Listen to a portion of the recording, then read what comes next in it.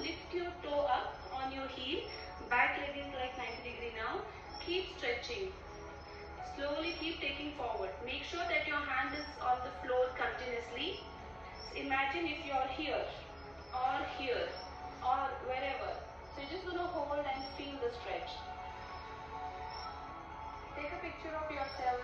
Keep it with yourself. Maybe when you achieve 30 days of split, share it with me too. Stay there for some time. Look at the stretch which you have got. Come back. We're going to try the same thing the other side. Keep stretching, stretching, stretching. Hold. Feel the tightness in the hip joint, in the hamstrings. Hold. And then slowly come back.